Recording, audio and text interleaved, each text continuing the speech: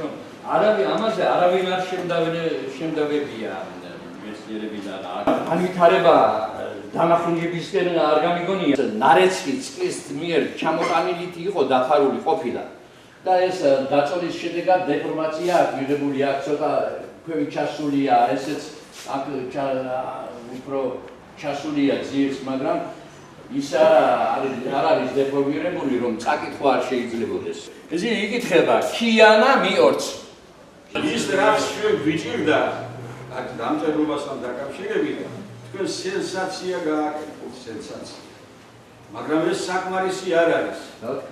მე უერთდები ქალბატონ ზეინაბის ნათქვამს, ზურავის ნათქვამს, რომ თქვენ არ უნდა გაჩერდეთ იმ ეროვნულ აკადემიასთან და მიაწოდეთ იმ ეროვნულ აკადემიას ეს ყველაფერი, ენათმეცნიერების ინსტიტუტს, არქეოლოგიის ინსტიტუტს, რომ თქვენ ახალი აღმოჩენა გააკეთეთ, ისეთი, რომელიც დღემდე არ გაუკეთებია არავის სამეგრელო საფას.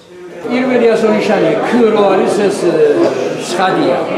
პირველ, მეორე, მესამე და მეოთხე გრაფიკული გამოსახულებები ლიგატურას წარმოადგენენ. ანუ რას ნიშნავს ეს რო? ლიგატურა ნიშნავს, რომ ერთი ასონიშნის გრაფიკული ელემენტი გამოყენებულია მეორის სასარგებლოდ და პირიქით. და აქ აი პირველი და მეოთხე გრაფიკული გამოსახულებები ორ ასონიშანს შეიცავს, ხოლო მესამე გრაფიკული გამოსახულება კი სამ ასონიშანს მოიცავს თავში. აი აქ აშკარად ჩანს, რომ პირველი მეორე გრაფიკული გამოსახულება აი იკითხება ი ასომთავრული ია ეს. ხოლო აი ეს კიდევ მხედრულია, ჰორიზონტალური ხაზი არის, არც იქით არის შეერთებული, არც აქეთ, მაგრამ თუ წარმოდგენაში შევაერთებთ ამ ჰორიზონტალურს მარცხენა ბოლოთი ამ წრიული მოხაზულობის ფორმასთან, ასონიშანი ნ მიიღება და ავტომატურად აც მიიღება.